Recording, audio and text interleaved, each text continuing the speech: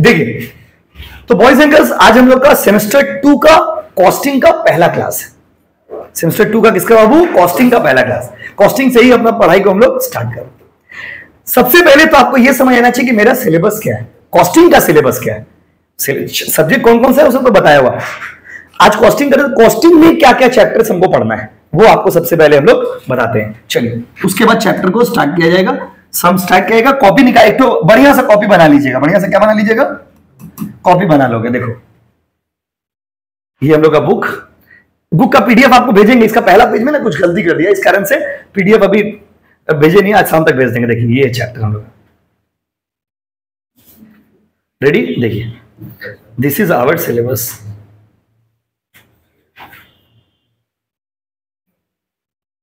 देखिए रेडी, आपको लिखने की जरूरत नहीं है। ये चैप्टर आपका है, ये चैप्टर आपका है, ये चैप्टर आपका है, ये चैप्टर आपका है। ये बाय मिस्टेक लिख दिया, समझे? वो अभी एडिटिंग कर रहा है ना, बुक में एडिटिंग कर रहा है, वो हटवा देंगे। तो आपका सिलेबस में इतने चैप्टर्स है, देख लीजिए। इंट्रोडक्शन, मटेरियल, लेबर, ओवरहेड और कॉस्ट शीट, ये आपका सिलेबस है। देख लीजिए, देख लीजिए, देख लीजिए।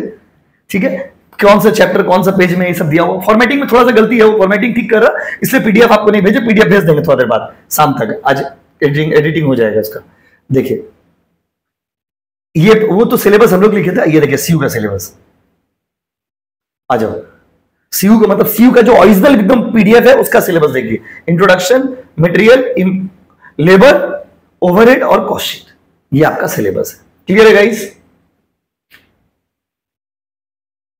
देखिए कोई दिक्कत है बोलो। तो ये आपका सिलेबस है। सिलेबस क्या क्या समझ गए? तो ये सारे इंट्रोडक्शन, तो आपको सिर्फ लिखने का दरकार नहीं है। सिलेबस समझ गए ना क्या है सिलेबस? अब डायरेक्ट हम लोग अपना पढ़ाई को स्टार्ट करते हैं। Ready guys? चलो, तो हम लोग स्टार्ट कहां से करें? इंट्रोडक्शन चैप्टर जो है वो थ्योरी है। इंट्रोडक्शन चैप्टर में थ्योरी है, बात समझे ना?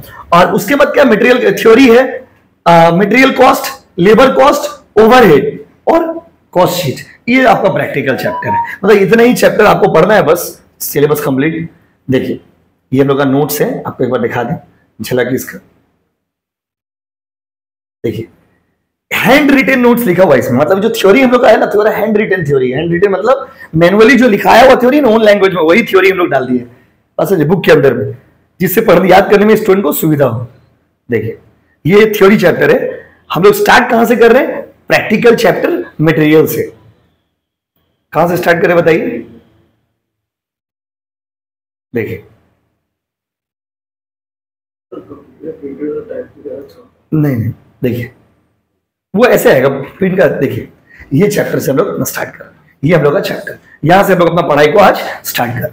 क्यों सर पहला चैप्टर पहले कराई ना? पहला चैप्टर इसलिए नहीं करे क्योंकि आपका ऑलरेडी इतना सारा थ्योरी सब्जेक्ट है। फिर कॉस्टिंग में भी अगर थ्योरी स्टार्ट करोगे ना तो पढ़ाई आपका बहुत बोरिंग हो जाएगी। इसीलिए कॉस्टिंग का हम लोग प्रैक्टिकल चैप्टर से स्टार्ट करें। तो इंट्रोडक्शन चैप्टर नहीं करेंगे क्या? इंट्रोडक्शन भी करेंगे, सब चैप्टर सभी करेंगे।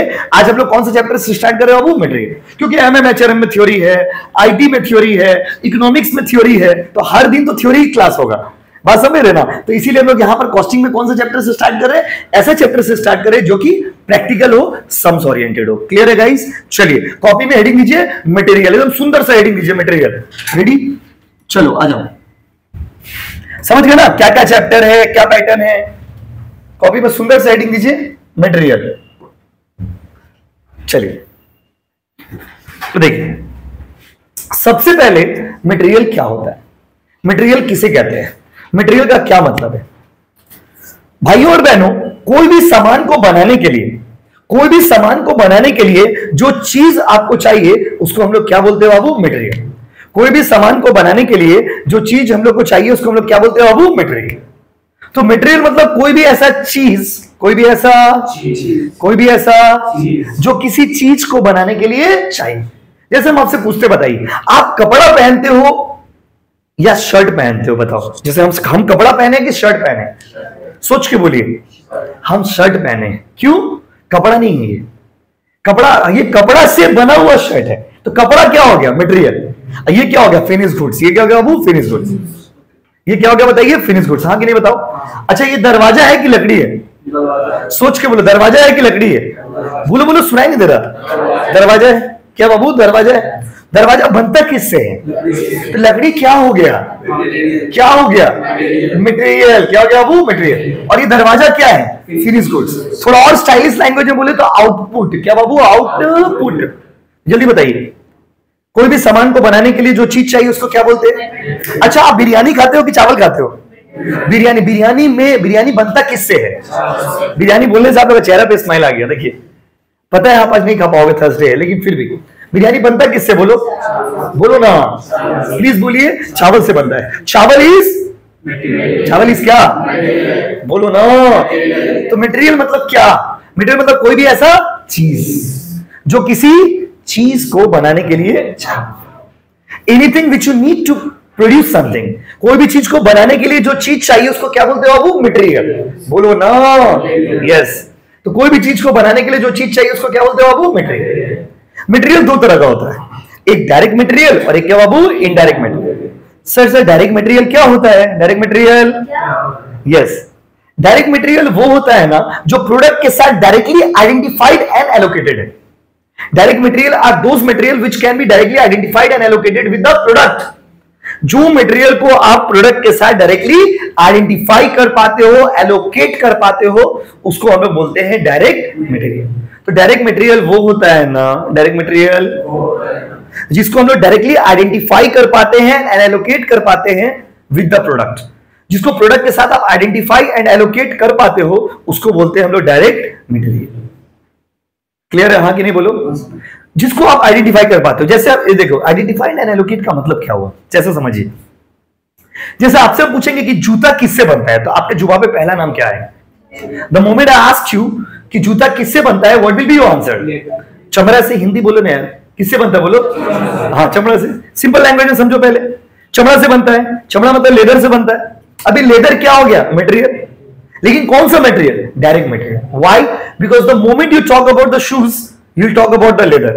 आप जूता का बात करोगे तो आपके मुंह पे पहला वर्ड कौन सा आएगा? बोलो, चमड़ा। क्या आएगा? बोलो, चमड़ा। चमड़ा मतलब लेदर।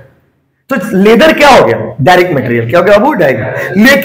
लेकिन जूता में क्या सिर्फ चमड़ा लगता है? फेविकोल भी तो लगता है ना जी। क्या लगता है? फेविकोल नहीं लगता है? लगता है। अच्छा, ये दरवाजा किससे बना? बोलो, बोलो ना। लकड़ी कौन सा मटेरियल है? डायरेक्ट। लेकिन इसमें ब्रेक भी तो लगा है ना। हाँ कि नहीं? बोलिए। हाँ कि नहीं? बोलिए। ब्रेक कौन सा मटेरियल? इनडायरेक्ट। जिसको प्रोडक्ट के साथ आप आइडेंटिफाई एंड एलोकेट कर सकते हो वो डायरेक्ट मटेरियल है, और जिसको प्रोडक्ट के साथ आप आइडेंटिफाई एंड एलोकेट नहीं कर सकते हो वो कौन सा मटेरियल है? इनडायरेक्ट। अब आपको हम एग्जांपल देते हैं। शर्ट किससे बना? बोलो। शर्ट किससे बना? बोलो, बोलो ना। लेकिन इसमें धागा भी तो लगा है ना, इसमें बटन भी तो लगा है ना। ये धागा, ये बटन, ये सब क्या है? इनडायरेक्ट। तो direct material are those material which can be identified and allocated with the product, and indirect material are those material which cannot be directly identified and allocated with the product। जिसको product के साथ identify कर सकते हैं वो direct material, और जिसको product के साथ आइडेंटिफाई नहीं कर सकते हैं, एलोकेट नहीं कर सकते हैं, वो कौन सा मटेरियल बाबू? Indirect material. बोलो हाँ कि नहीं? बोलो ना। यस और नो गाइस? तो डायरेक्ट मटेरियल वो है जो प्रोडक्ट के साथ आइडेंटिफाइबल है, एलोकेटेड है। इनडायरेक्ट मटेरियल वो है जो प्रोडक्ट के साथ आइडेंटिफाइड और एलोकेटेड नहीं। हम आपसे कुछ और सवाल पूछते हैं, आप बताना। जैसे आप लोग बिरयानी का एग्जांपल दे रहे, बिरयानी अगर बोलते बिरयानी, तो बिरयानी बोलने से दिमाग में क्या क्या चीज क्लिक करता है बताइए? बिरयानी बोलने से दिमाग में क्लिक करता है चावल, चिकन, मटन, जो भी व्हाटएवर, ये सब चीज हम लोग का माइंड में क्लिक करता है। तो हम लोग को लगता है कि बिरयानी बनाने के लिए चावल चाहिए, चिकन चाहिए, आलू चाहिए। ये सब चीज तो आपको समझ आता है क्योंकि ये डायरेक्ट मटेरियल। बट इसके अलावा बिरयानी बनाने में आप लोगों में कोई अगर बनाया होगा या किसी के घर में बनता होगा तो पता होगा बिरयानी बनाने में बहुत सारा सामान चाहिए, बहुत सारा सामान चाहिए। बिरयानी बनाना कोई भी अबलू डब्लू बबलू का काम नहीं है। Not everybody can make it. हर व्यक्ति बना सकता है क्या बिरयानी? 90% टाइम तो बिरयानी बनाए आते बन जाता है भात, बनाया आते बिरयानी बन जाता है बेटा फ्राइड राइस। बात समझे ना? तो इसीलिए बिरयानी बाहर से 60-70 रुपए में खरीद के लेके आ जाओ, वही फायदा है। बात समझ रहे ना? तो बिरयानी में और भी मसाला लगता है, वो मसाला क्या हो गया बाबू? Indirect material.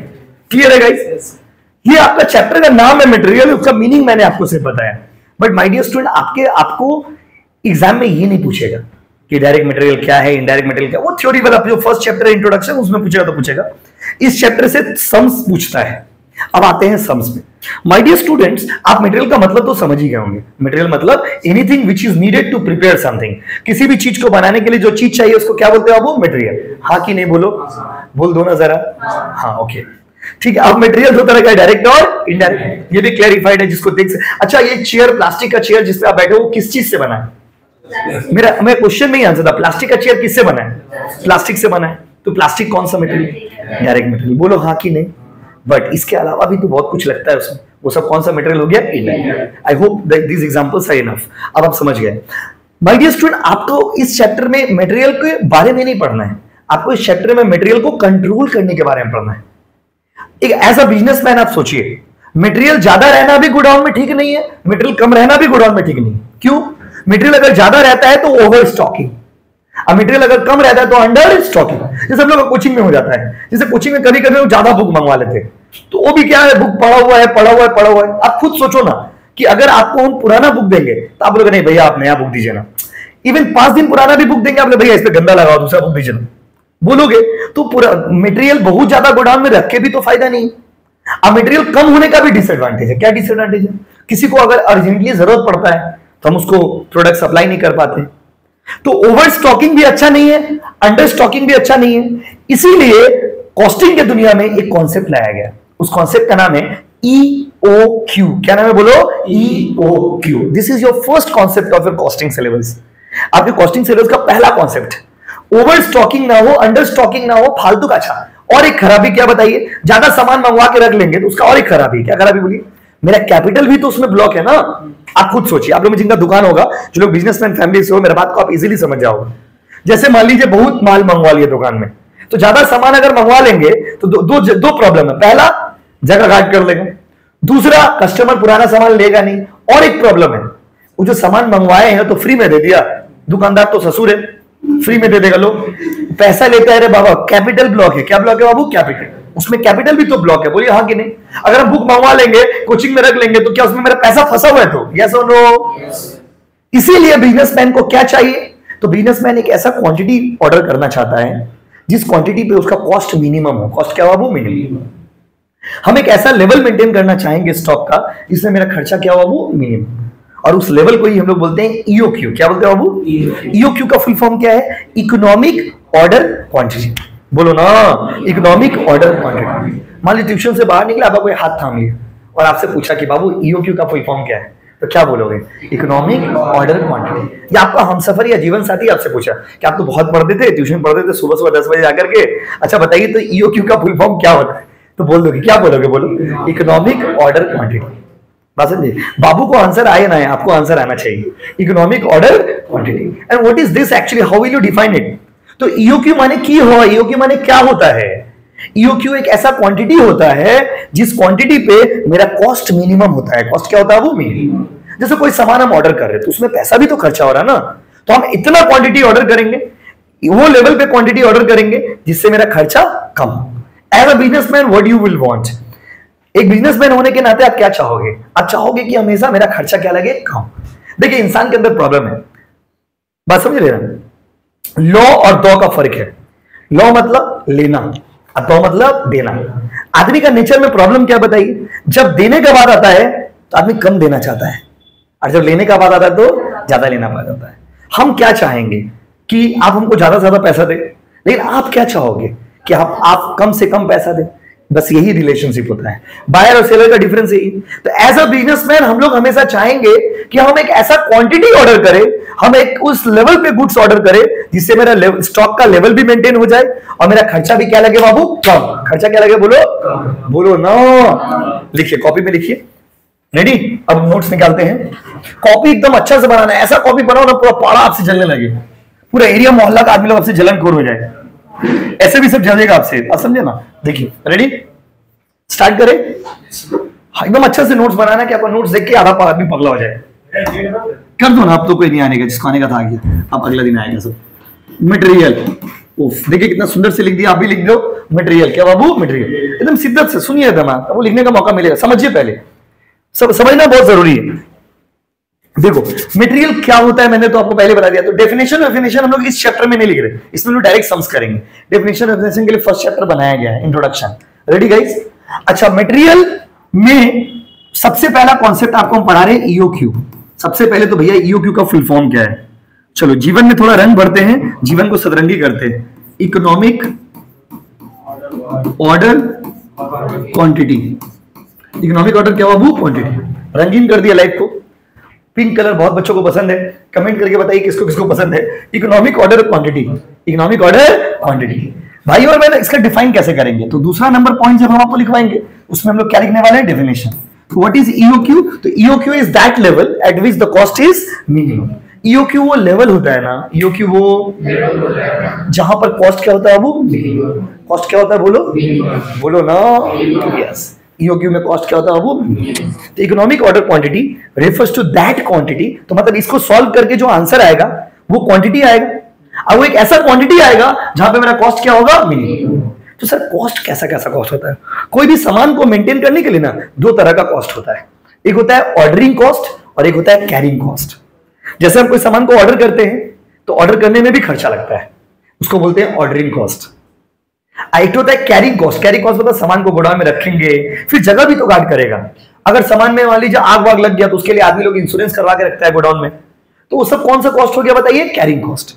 कैरिंग कॉस्ट और ऑर्डरिंग कॉस्ट। कोई भी मटेरियल से रिलेटेड दो तरह का कॉस्ट होता है, एक होता है ऑर्डरिंग कॉस्ट और एक क्या होता है? वो कैरिंग कॉस्ट। तो एक बिजनेसमैन चाहता है कि हम एक ऐसा क्वांटिटी ऑर्डर करें जिसपे मेरा ऑर्डरिंग कॉस्ट और कैरिंग कॉस्ट दोनों क्या हो? कम। दोनों क्या हो बताइए? कम। और उसी के लिए हम लोग कौन सा क्वांटिटी निकालते हैं? ईओक्यू। क्या निकालते हैं बोलिए? तो ईओक्यू का डेफिनेशन लिखेंगे। लिखिए पॉइंट नंबर 1। रेडी? लिखिए ईओक्यू स्टैंड्स फॉर, जैसे बोल रहे हो वैसे लिखोगे। EOQ stands for economic order quantity. Economic order quantity. EOQ stands for economic order quantity.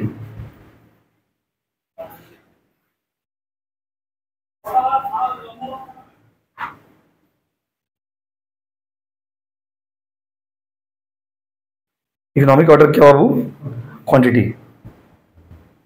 चलिए दूसरा पॉइंट लिखिए। रेडी? तो ईओक्यू का फुल फॉर्म क्या हो गया बाबू बताइए? Economic order quantity. क्या क्या हो गया बोलो? Economic order quantity. तो इकोनॉमिक ऑर्डर क्वांटिटी का मतलब क्या हो गया बोलिए? ईओक्यू। ईओक्यू। ईओक्यू का मतलब क्या हो गया बताइए? Economic order quantity. क्या हो गया बोलो ना? Economic order quantity. अब इसका डेफिनेशन लिखिए। EOQ refers to EOQ refers to EOQ refers to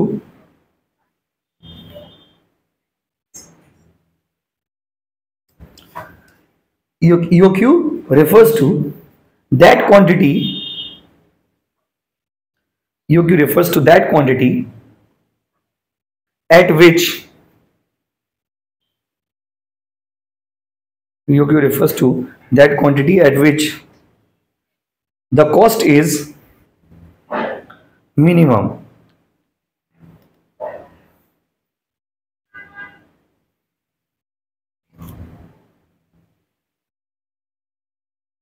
Cost is minimum.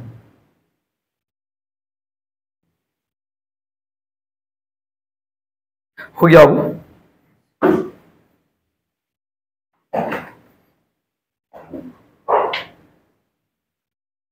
चलिए ईओक्यू का मतलब क्या हो गया समझ गए? ईओक्यू का मतलब हो गया एक ऐसा क्वांटिटी जिस क्वांटिटी में कॉस्ट क्या होता है बाबू? मिनिमम। ठीक है। अब ईओक्यू का अपना एक फॉर्मूला होता है बाबू। क्या होता है बताइए? फॉर्मूला क्या होता है? तो देखिए अभी हम लोग ईओक्यू का क्या लिखने वाले बाबू? फॉर्मूला। ईओक्यू इसका फॉर्मूला होता है 2AO/C। आप लोग कोई क्लास 11-12 में पढ़े होंगे कॉस्ट टैक्स, आप सुने होंगे सब चीज। ऐसा नहीं है सच्ची आप पहले नहीं पढ़ो बस आप बहुत बेसिक पढ़ो। यहाँ पे बहुत एडवांस बात समझे? यहाँ पर बहुत ही एडवांस टॉपिक है। अब वहां पर आप लोग 11-12 में 1-2 सम्स के बस हो गए, वही बार बार करते आ रहे। 2AO/C। अब बाबू इसमें पूरा फॉर्मूला को डिकोड करना होगा, पूरा फॉर्मूला का चीरहरण कर देंगे। फॉर्मूला का पूरा डिटेल हियर। 2 का मतलब क्या होगा? फिर फॉर्मूला को समझ। 2 मतलब 2 और ये क्या दिया? रूट। क्या दिया बाबू? रूट। रूट को ब्रेक कैसे करेंगे तो कैलकुलेटर में रहेगा। अच्छा, ए का फुल फॉर्म क्या है? ए का मतलब होता है एनुअल डिमांड, या फिर आप एनुअल यूजेस बोलिए, या फिर आप एनुअल कंजम्पशन बोलिए। किसी बुक में एनुअल डिमांड लिखा हुआ है, किसी बुक में एनुअल यूजेस लिखा हुआ है, किसी बुक में एनुअल कंजम्पशन लिखा हुआ है। डोंट बी कंफ्यूज, जब आप पढ़ रहे हो ना तो आप थोड़ा ब्रॉड होकर पढ़ोगे। ऐसा नहीं कि एनुअल डिमांड पढ़े तो एनुअल डिमांड ही। अब किसी बुक सम्स बनाते बनाते एनुअल कंजम्पशन आ गया तो बोले नहीं, आप तो बोले थे एनुअल डिमांड होगा, यहाँ पे एनुअल कंजम्पशन लिखा। अरे बाबू, एनुअल डिमांड और कंजम्पशन और यूजेस सब एक ही चीज है। क्लियर है गाइस? उसके बाबू ओ का फुल फॉर्म क्या होगा? ओ का फुल फॉर्म होगा बच्चों ordering cost per order. Ordering cost बोलो ना। और सी का फुल फॉर्म क्या होगा बाबू? Carrying cost. बट ये इंटरेस्टिंग है, पर यूनिट पर एनम। ये फॉर्मूला का, अब ये एग्जैक्टली इसका क्या मतलब है वो जब सम्स बनाएंगे तो आपको समझ आएगा। Carrying cost per unit per annum, but इस वर्ड का एग्जैक्ट मीनिंग सम्स के साथ आपको समझाएंगे। ठीक है, फिलहाल आप ये बता दीजिए हमको फॉर्मूला ईओक्यू का क्या है, प्लीज बिना देखे हुए इधर देख के बोलो ना। टू का फुल फॉर्म टू, ए का फुल फॉर्म एनुअल डिमांड, ओ का फुल फॉर्म, सी का full form carrying cost per unit per annum. Ordering cost per order मतलब ऑर्डरिंग कॉस्ट जब लीजिएगा तो एक ऑर्डर का निकालिएगा, और कैरिंग कॉस्ट जब लीजिएगा तो एक यूनिट का पूरा साल भर का निकालिएगा। तो फॉर्मूला का एग्जैक्ट मीनिंग क्या हो गया बताइए, जल्दी बताइए। ईओक्यू का फॉर्मूला भी ना बोर्ड देखे हो बोलो। Two for two, A for annual demand, O for C for carrying cost per unit पर है। एक बार फॉर्मूला लिख लीजिए फिर बात करते हैं।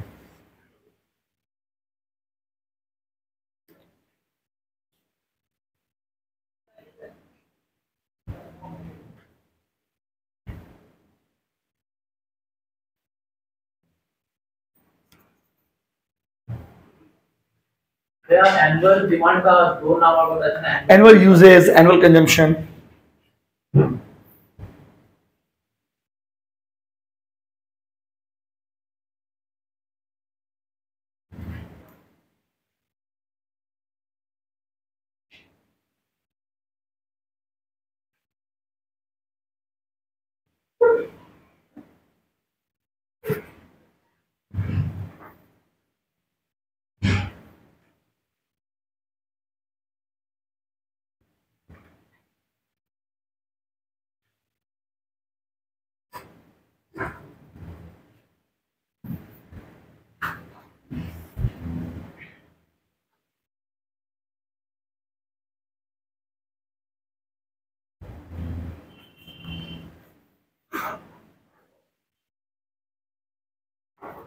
चले क्या?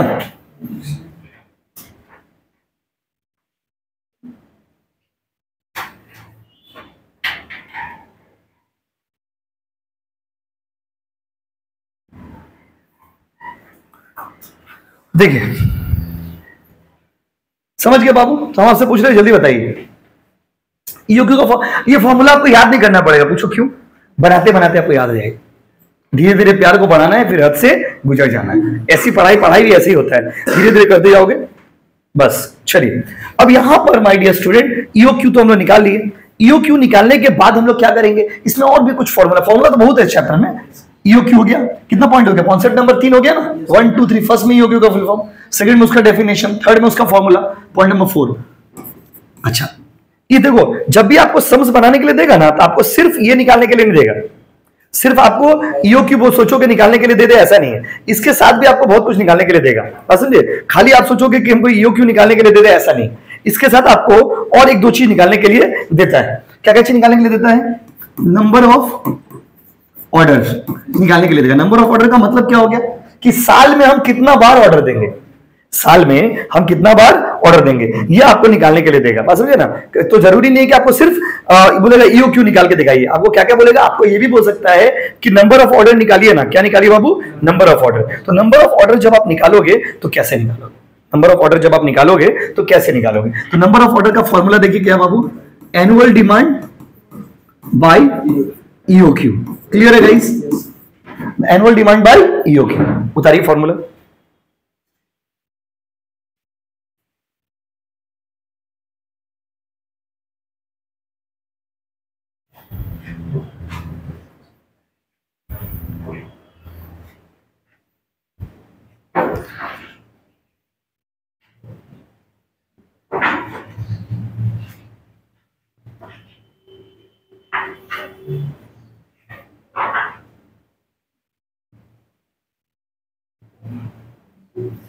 चले और एक फॉर्मूला बाबू, इससे हम लोग सम्स बनाने लायक हो जाएंगे और हम लोग बैक टू बैक सम्स बना पाएंगे अपना स्टडी मैथ से।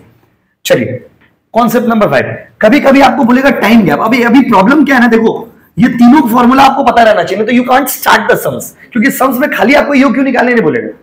अगर खाली ईओक्यू निकालने बोला तब तो सोने पे सुहागा, तब तो अच्छा ही है। लेकिन अगर आपको बोला कि भाई टाइम गैप निकालो, नंबर ऑफ ऑर्डर, तो at least you should know this much formula. Time gap का फॉर्मूला क्या है?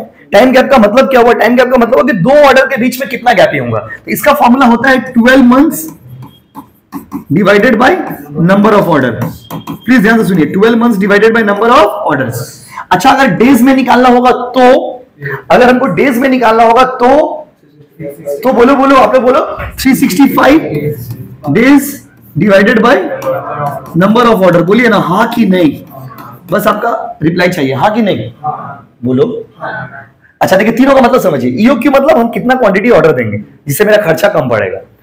नंबर ऑफ ऑर्डर मतलब हम साल में कितना बार ऑर्डर देंगे, मीनिंग डीप मीनिंग बता रहे हैं। और टाइम गैप मतलब जब हम 2 ऑर्डर देंगे तो 2 ऑर्डर के बीच में कितना गैपिंग होगा, कितना महीना का गैपिंग होगा, उसको क्या निकालेंगे बाबू? Time gap. लैंग्वेज का मतलब समझे ना, जल्दी बताइए वो कौन सा चीज है जिससे हम लोग को यह पता चलता है कि कितना क्वांटिटी ऑर्डर करेंगे? ईओक्यू। वो कौन सा चीज है जिससे हम लोग को यह पता चलता है कि कितना बार ऑर्डर करेंगे? Number of order, number of order. और वो कौन सा चीज है जो ये बताता है कि 2 ऑर्डर के बीच में कितना गैपिंग है? Time gap. जल्दी फिर से बोलिए, वो कौन सा चीज है जो बताता है कि कितना क्वांटिटी ऑर्डर करेंगे? बिना देखे बोलो, ईओक्यू। वो कौन सा चीज है जो बताता है कि 2 ऑर्डर के बीच में कितना गैपिंग होगा? Gapping, time gap. और वो कौन सा कॉन्सेप्ट है जो बताता है कि कितना बार ऑर्डर करेंगे? उतारिए, फिर सम्स करते हैं। एक तो सम्स करके दिखाएंगे तो आप बेटर समझ पाओगे, एकदम पानी हो जाएगा। क्या हो जाएगा वो? पानी।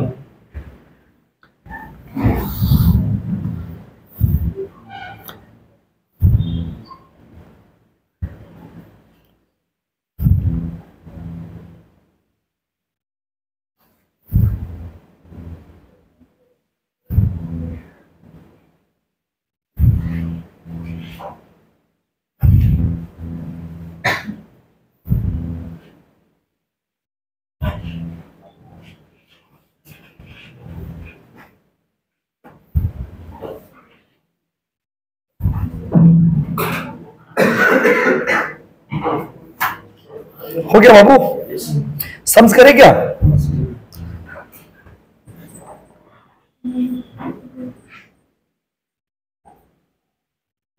देखिए, आइए रेडी। अच्छा, आज बुक का सम्स नहीं कर रहे, आज अपना सम्स एक आपको दे रहे, बोर्ड पे लिख रहे, छोटा सा सम्स है, सिर्फ कॉन्सेप्ट समझाने के लिए सम्स कर रहे। चलो रेडी, क्वेश्चन लिखिए बाबू, ऐसे बोर्ड पे लिख दे रहे। कैलकुलेट क्वेश्चन नंबर 1, ये एग्जांपल 1 लिखिएगा। कोचिंग से जो सम्स करेंगे उसका पेज नंबर लिखोगे, क्वेश्चन नंबर लिखोगे। ये लिखिए एग्जांपल 1, मतलब जस्ट समझाने के लिए। Calculate EOQ, number of orders and time gap. Time gap.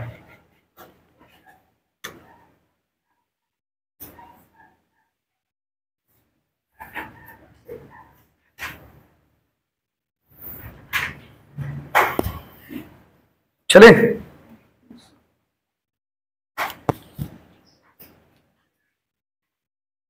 देखिए तो बॉयज एंड गर्ल्स इसमें क्या क्या क्वेश्चन में निकालने बोला, बताइए। 3 चीज निकालने बोला है, number of EOQ, number of order, time gap. Question लिख रहे हैं बाबू।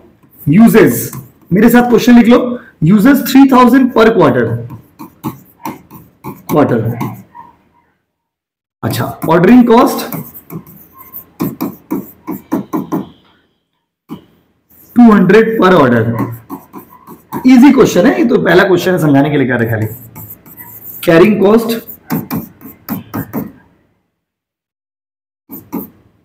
Per unit per annum 20% of inventory. 20% of inventory. Question लिख ले, लिख रहे हो ना? 20% ऑफ क्या बाबू? Inventory.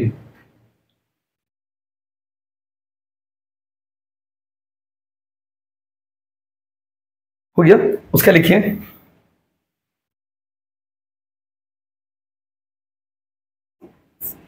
Purchase price of material, मतलब मटेरियल का दाम। ₹6 पर यूनिट, सॉरी पर केजी लिख देते, ठीक है चलिए लीजिए 6 पर यूनिट। पीयू मतलब समझ पर यूनिट। क्वेश्चन उतारिए।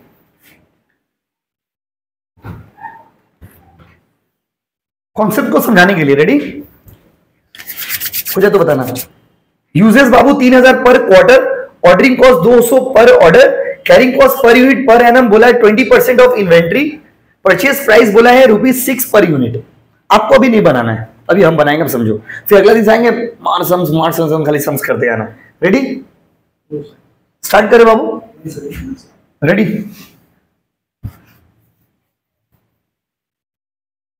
चले बता लियो।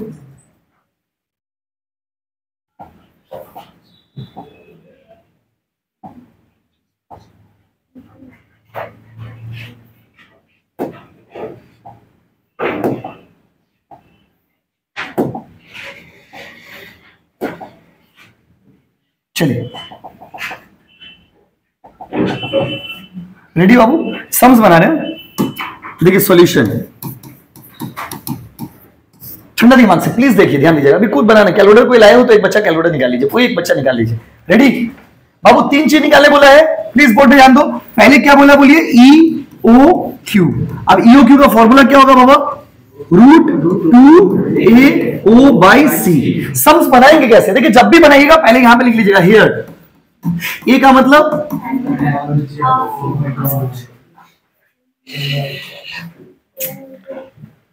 तो व्हाइट बोर्ड नहीं ना,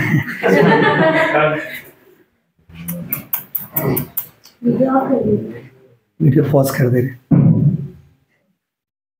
देखिए अब लाइन आ गया, चलिए स्टार्ट कर रहे हैं। तो क्या लिखे थे बताइए, चलिए पहले सबसे पहले क्या निकालने बोला बाबू, EOQ। तो EOQ का फॉर्मूला क्या होगा बताइए, √2AO/C हेयर। पहले हेयर लिख लोगे, ठीक है, ऐसे लिखोगे। ए का मतलब क्या बाबू, अच्छा आप हमको एक बात बताइए, एनुअल डिमांड मतलब क्या, एक महीना का डिमांड ना साल भर का डिमांड। तो क्वेश्चन में बोला 3000 पर क्वार्टर बोला है ना। अच्छा क्वार्टर मतलब क्या होता है पहले समझिए। क्वार्टर का मतलब होता है एनीथिंग डिवाइडेड बाय 4। क्वार्टर मतलब होता है एनीथिंग डिवाइडेड बाय 4। तो इसका मतलब एक क्वार्टर में कितना, 3000। तो एक साल में कितना क्वार्टर होगा, 4। कितना क्वार्टर होगा बोलो, 4। अगर मंथली रहता तो कितना से इंटू करते, 12। अगर मंथली रहता तो कितना से इंटू करते, 12। हाफ ईयरली रहता तो कितना से इंटू करते, 2। और अगर क्वार्टर रहेगा तो कितना से इंटू करोगे, 4। कितना से बोलो ना। तो एक क्वार्टर का कितना होगा, 3000। तो 3000 इंटू 4 कितना हो गया, 12000। कोई दिक्कत है बोलो। अच्छा एनुअल डिमांड ए का जगह पे क्या बैठा देंगे बाबू, 12000। कोई दिक्कत। अच्छा ओ ऑर्डरिंग कॉस्ट तो दिया था, साफ साफ दिया हुआ था क्वेश्चन में, कितना दिया था बोलो, 200। और सी मतलब carrying cost, carrying cost per unit per annum. तो बाबू कैरिंग कॉस्ट के बारे में साफ साफ पूछ रहे, कैरिंग कॉस्ट बोला था 20% ऑन इन्वेंट्री। इसका मतलब होता है जो परचेज प्राइस दिया हुआ ना, परचेज प्राइस कितना दिया हुआ बताइए, ₹6 का 20%। याद रखिएगा कैरिंग कॉस्ट हमेशा परचेज प्राइस पे निकलेगा। किस पे निकलेगा बाबू, किस पे निकाले बताइए, 20% किस पे निकाले बताइए। मटेरियल का दाम कितना है, देखिए ₹6 है। देखिए ना, है ना जी, मटेरियल का दाम देखिए ₹6 है ना। ₹6 का 20%, ₹6 कितना परसेंट, तो कितना आएगा 1.2। तो ये हो गया 200 और कैरिंग कॉस्ट हो गया 1.2। कोई दिक्कत है बोलिए। फिर से ए 3000 को 4 से इंटू क्यों की, क्योंकि ये पर क्वार्टर है। अब क्वार्टर को जब साल में कन्वर्ट करिएगा तो कितना से इंटू करिएगा, कितना से इंटू करिएगा, 4 से। अगर मंथली रहता तो कितना से इंटू करते, 12 से। क्वार्टर है तो कितना से इंटू किए, 4। कोई दिक्कत। ऑर्डरिंग कॉस्ट कितना, 200। कोई दिक्कत। कैरिंग कॉस्ट कैसे निकालिएगा, कैरिंग कॉस्ट का परसेंटेज दिया रहेगा।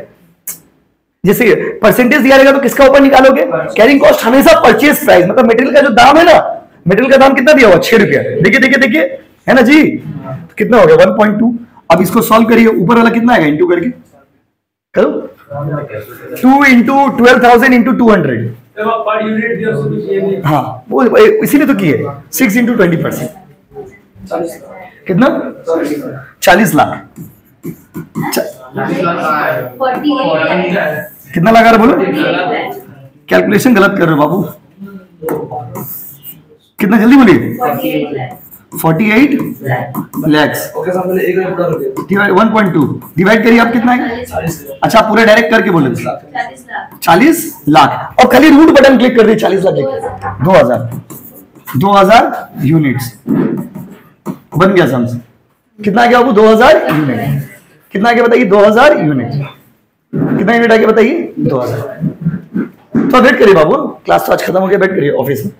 2000 यूनिट। कितना यूनिट बताइए? 2000। पहले हम आपसे पूछते बताइए, जल्दी बताइए 4 से इंटू क्यों किए? क्वार्टर है, क्योंकि क्या है? क्वार्टर है। अच्छा बताइए ऑर्डरिंग कॉस्ट 200 कहां से है? क्वेश्चन में दिया हुआ है। कैरिंग कॉस्ट 6 रुपया का 20%। हमेशा याद रखिएगा कैरिंग कॉस्ट किसका ऊपर निकालिएगा? मटेरियल का प्राइस या परचेज प्राइस। मटेरियल का प्राइस कितना है? 6 रुपया। कितना बाबू? 6 रुपया। कैलकुलेशन कर दिए, सॉल्व कर दिए। कितना है बाबू? 2000। कोई दिक्कत है?